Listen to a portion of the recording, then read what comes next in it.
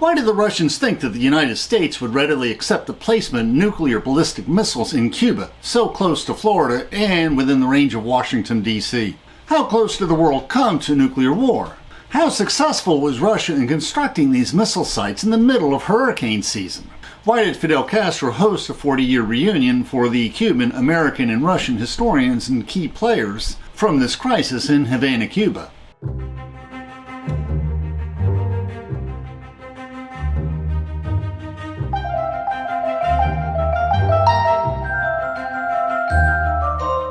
Please, we welcome interesting questions in the comments. Let us learn and reflect together. At the end of our talk, we'll discuss the sources used for this video. Please feel free to follow along in the PowerPoint script we uploaded to SlideShare, which includes illustrations. Our sister blog includes footnotes, and both include our Amazon book links. Richard Goodwin was a speechwriter for John F. Kennedy and then Lyndon Johnson.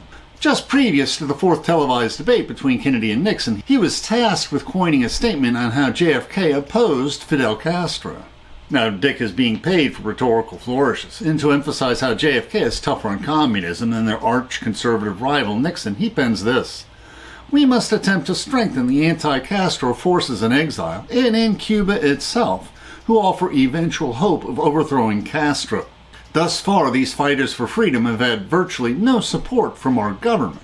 Ordinarily, the candidate would approve any policy statement that is supposedly his idea. But Kennedy had gone to sleep already, so he could be well rested for the next day's debate. His calendar was so jammed the next day that the statement was released without his review, the only policy statement of the campaign that he did not review, which meant that Kennedy was caught off guard when the phrase, 'fighters for freedom,' stirred up controversy. Little did they know, but would soon discover, that the Eisenhower administration initiated a top-secret program where the CIA was training a covert force of Cuban exiles as freedom fighters to overthrow the Cuban government. Oddly enough, even though Nixon was probably aware of this top-secret program, during the debate he called Kennedy out for this shocking statement, accusing him of shooting from the hip, saying such a policy would risk World War III. Kennedy was forced to issue a clarification on the next day after newspapers blared in their headlines Nixon's accusation, saying he was offering only moral and psychological support, not military or political support. And this episode did get under Kennedy's skin. These freedom fighters would storm onto the Cuban beaches in the Bay of Pigs fiasco in April 1961, some months after Kennedy won the presidency by a narrow margin. Kennedy, much to his chagrin, listened to the military advisors when they assured him of the probable success of the mission. But Kennedy was not willing to risk World War III, and he was not willing to bolster the freedom fighters with additional military support, and he definitely would not bolster their forces with American soldiers. Dick Goodwin, speechwriter, and Arthur Schlesinger, fellow White House staffer, thought it was highly unlikely that the Cuban people would rise in revolt after these crazy Cubans from Miami stormed the beaches. How would they know how to revolt? How would the news be broadcast? They shared their concerns with Secretary of State Dean Rusk, who sympathized with him, but said he could not advise the president to call off the invasion. The Bay of Pigs invasion was an embarrassing fiasco. Cuban infantry and artillery easily overwhelmed the freedom fighters, and Kennedy had to negotiate with Castro for the release of the survivors. And unfortunately, this led to Castro wondering whether another more substantial invasion was forthcoming. Because he wrote several speeches on Latin American affairs, Dick was asked to represent the president in several Latin American conferences, even though he could not speak Spanish. You can read more in An Unfinished Love Story. And Richard Goodwin was instrumental in the foundation of the Alliance for Progress. In August 1961, 3 months after the Bay of Pigs invasion, a 33-member U.S. delegation flew to a resort city in Uruguay for a Latin American conference. The Cuban delegation, led by Che Guevara, Castro's charismatic right-hand man, were non-voting observers. Previously, Kennedy had pledged foreign aid to encourage democracy in Latin America. Overriding the objections of the State Department, Douglas Dillon, Secretary of the Treasury and head of the delegation, pledged $1 billion for land distribution and tax reform, to be followed by $20 billion over 10 years. Dick circulated among the delegations to persuade them to sign on. All 20 countries attending, except for the observer Cuba, signed the charter that founded the Alliance for Progress, which was a 10-year program establishing economic cooperation between the United States and Latin America. Some of the goals sought by the Alliance for Progress were achieved, although how much effect the alliance had on this was debatable. Per capita income did increase, adult literacy improved, but illiteracy was not wiped out, and although health clinics were open, they did not keep up with population growth. But there were also serious shortcomings. Latin American elites opposed land reform, minimum wages were often set too low, and even though the U.S. provided $20 billion of foreign aid, it was not enough to make an impact. Furthermore, Johnson and Nixon were not dedicated to this endeavor, and these efforts were eventually abandoned. Now, on the night the charter was signed, Che Guevara sent a box of cigars to Dick and asked for an informal meeting. Dick Goodwin checked in with Dillon, who thought that this would not hurt, but they both changed their minds when Che Guevara blasted the conference, saying that one could not expect the privilege to make a revolution against themselves. But on the last night of the conference, Che Guevara crashed the dinner party that Dick Goodwin was attending. Later, he thought he should have left, but simply told Che that he had no authority to negotiate anything, but would relay whatever they discussed to President Kennedy. In an unfinished love story, Goodwin recalls, Guevara began by stating that the U.S. must understand that the Cuban Revolution was irreversible, and that it was a mistake to assume that a regime which maintained the strong support of the masses could be overthrown from within. But he frankly acknowledged that Cuba faced serious economic difficulties. Although Che Guevara realized that although negotiations were not currently possible, that perhaps an understanding could be reached. Though properties expropriated from wealthy landowners could not be returned, they could be paid for in trade. Cuba would agree not to make any political alliance with Russia, though they would retain ties based on natural sympathies. They would welcome technicians and visitors from every country to come and work. They might also discuss limiting the activities of the Cuban Revolution in other countries.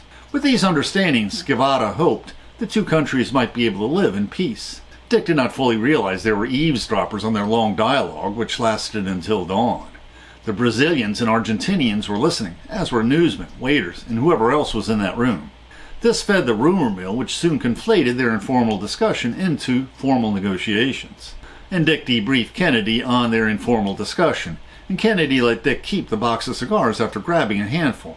There was a brief controversy and congressional hearings, which concluded that this was indeed an informal discussion that did not affect policy.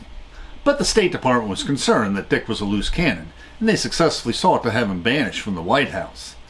3 months later, Dick was assigned an obscure office in the State Department. But later, when Kennedy traveled to Caracas and Bogota, Dick accompanied him, penning his speeches for the trip.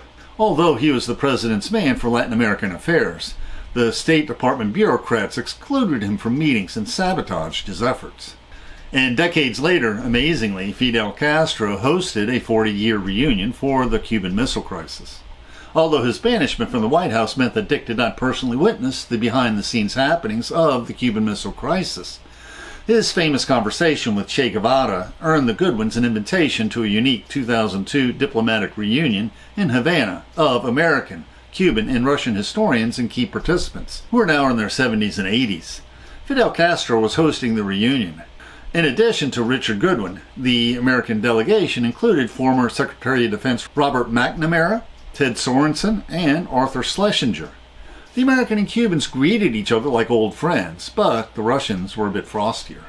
Goodwin recalls that President Kennedy had handled the Cuban Missile Crisis with assurance, wisdom, and skill, remained the prevailing opinion of the conferees for decades later. By choosing a quarantine of Soviet ships instead of airstrikes to be followed by an invasion, Kennedy had bought time to cut a deal with the premier Nikita Khrushchev, averting a potential nuclear war. The Soviets would remove the missiles which had been installed in the Cuban countryside within striking distance of Florida, and the United States would pledge that there would be no invasion of Cuba. If all these conditions were met, Kennedy gave his word that the U.S. would remove nuclear missiles from Turkey, which stood within striking distance of Russia. And the danger of a nuclear war was very real. In 2022, we learned that a Soviet submarine was compelled to surface during the crisis. She had been unable to communicate with Moscow while underwater, and 2 out of the 3 officers on board agreed to fire their nuclear weapons in response to practice depth charges being detonated, which they thought were real. But the third refused to unlock the button, and the submarine surfaced, and eventually peacefully withdrew from Cuba. For Castro and the Cubans, one highlight of the events was Dick's memory of his discussion with Che Guevara, which was remembered more vividly by the Cuban diplomats than by the Americans. For Dick, the years seemed to drop away as he described Che's entry into the party, swarmed by adoring women. The Argentinian and Brazilian delegates brought Che to Dick and found a small room with seats for 3 of the 4 men. Che immediately sat on the floor. Dick told the conferees, "I immediately followed suit. I refused to let him out-proletarianize me, and the interpreters followed suit, until both Che and Dick chose to sit in the small couch and chair." Dick said, Che opened the conversation by thanking Dick for the Bay of Pigs invasion.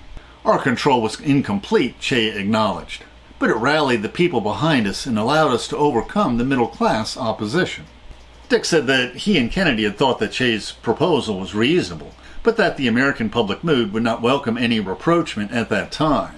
But after the Cuban Missile Crisis had been resolved, Kennedy had dispatched an emissary to explore possible talks with Cuba, and this diplomatic effort was derailed by his assassination. Afterward, Dick and Doris Goodwin were invited to a private lunch with Castro, where the Cuban leader reminisced about his time with Che Guevara, who had been assassinated while trying to spark a revolution in Bolivia 4 years later. The focus of the conference was what could be done to prevent future nuclear confrontations. What was Castro's purpose for suggesting this unusual reunion? Perhaps the Cubans were seeking some type of reconciliation that was briefly explored in the closing days of the Obama administration. And what was the Cuban Missile Crisis from the Russian perspective? Some Russian documents on the Cuban Missile Crisis were declassified from Russian archives before the Ukrainian invasion. Others were quietly declassified in May 2022 for the 60th anniversary of this event. Just as the Americans permitted low-level officials to dictate an unwise policy when the CIA trained the Cuban freedom fighters to stage the Bay of Pigs invasion, so low-level Russian officials foolishly thought the ballistic missiles in Cuba could be hidden by palm trees. A recent Foreign Affairs article describes how the rigid Soviet bureaucracy almost led the superpowers into a nuclear war. Nikita Khrushchev was resentful of America's assertiveness in Europe and was especially wary of the nuclear missiles stationed in Turkey. Also, Castro and Khrushchev worried whether Washington would try again with another invasion of Cuba backed by American military might, which would embarrass Russia if the Cubans were defeated. So he sent Sergei Beryozov, commander of the Soviet Strategic Missile Forces, to Cuba to survey the Cuban countryside for possible places where the missiles could be hidden. Beryozov was, by training, an artilleryman who had little experience with missiles. Beryozov reassured Khrushchev that the missiles could be easily hidden under the swaying branches of the Cuban palm trees. But when Igor Statsenko, commander of the Soviet Missile Division, flew a helicopter over Cuba, he realized what any Floridian could have told him, that palm trees cannot effectively hide anything, especially the Cuban palm trees that were spaced 50 feet apart, covering only about 1/16 of the ground. But his contrary observations were never relayed to Khrushchev. The Soviets were not planning to station just a few missiles in Cuba. They were planning a major military base. They planned to permanently station over 50,000 soldiers and specialists in the Cuban countryside to build the launch pads and maintain and protect the 60 ballistic missiles. This was a major construction project. They would need cranes, bulldozers, excavators, and cement mixers to build the launching pads. And they needed MiG fighters, bombers, helicopters, cruise missiles, tanks, and infantrymen to protect the missile installations. The Russians soon learned the palm trees were ineffective at hiding these massive missile installations. The Russians also had to somehow transport all these men and munitions and equipment across the vast oceans, something which the Russians had never done before, and which would also be impossible to hide. Statsenko inspected the initial Russian efforts and discovered that nobody in the Russian delegation could speak Spanish. And this was evidently before the days when Cubans studied Russian in Russian universities. The Russians were ignorant of the conditions in Cuba. They found that they could not dig underground bunkers in the rocky Cuban soil with a low water table. They did not realize that they deployed their forces in the middle of the wet hurricane season. Their electrical equipment was not compatible with a Cuban power grid, and the Soviet electronics corroded in the sweltering humidity. By the time CIA flyovers definitely concluded that these were indeed Russian ballistic missiles in October 1962, the Russians only had a few missile sites that were theoretically operational, but with major workarounds. If Moscow had given orders to fire missiles at Washington, the Russians would need up to a full day to truck the warheads to the launch sites. Cuba had no say in whether the missiles would be launched. This order could only come from Moscow, but Kennedy did not know this. The Russians may have realized, although they dared not admit it, that this whole project was unworkable and overly ambitious. Although this likely contributed to his eventual retirement, Khrushchev may have reluctantly welcomed Kennedy's proposal to remove American ballistic missiles from Turkey in exchange for removing the Russian missiles from Cuba, along with Kennedy's promise not to invade Cuba.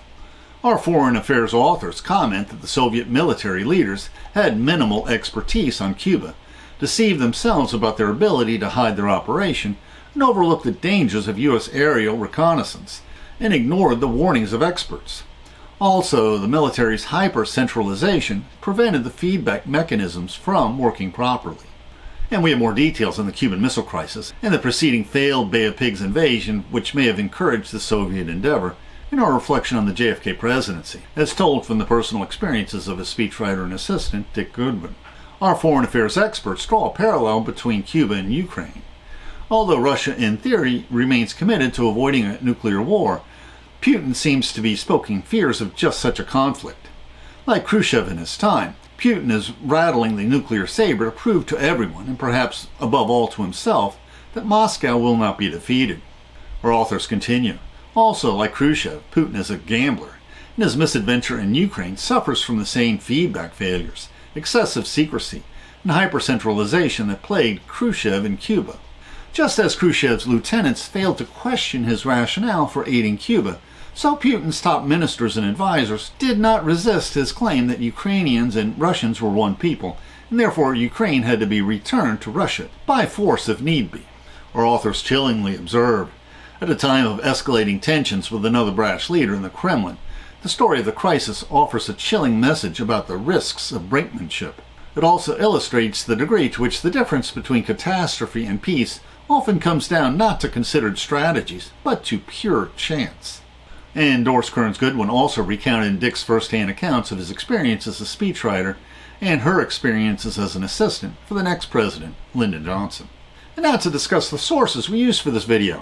Doris Kearns Goodwin's An Unfinished Love Story included this fascinating behind-the-scenes look at the Cuban Missile Crisis.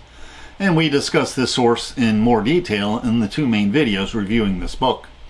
We also reflect on how Dick Goodwin and Jackie Kennedy were instrumental in saving the ancient Egyptian monuments from the rising waters of the Aswan Dam Reservoir. And the Foreign Affairs article was titled Blundering on the Brink, The Secret History of the Cuban Missile Crisis, and explained in detail the bureaucratic missteps the Russians made in trying to implement this policy from the Russian point of view. History comes alive when personal accounts such as these come to light decades later, when we meet key staff who were anonymous at the time. The YouTube description includes a link to our PowerPoint script that we uploaded to SlideShare and also our blog. Please support this channel by sharing this video with your friends and by clicking on the like and subscribe buttons and by clicking on the Amazon links to purchase any of the books we discussed, which will earn us a very small affiliate commission. And please consider becoming a patron of our channel. Plus, we will host special discussion groups for our patrons. Plus, you can click on the Meetup or small M icon to participate in our online discussions, where we practice our future YouTube scripts. And please click on the links for other videos that will broaden your knowledge and improve your soul.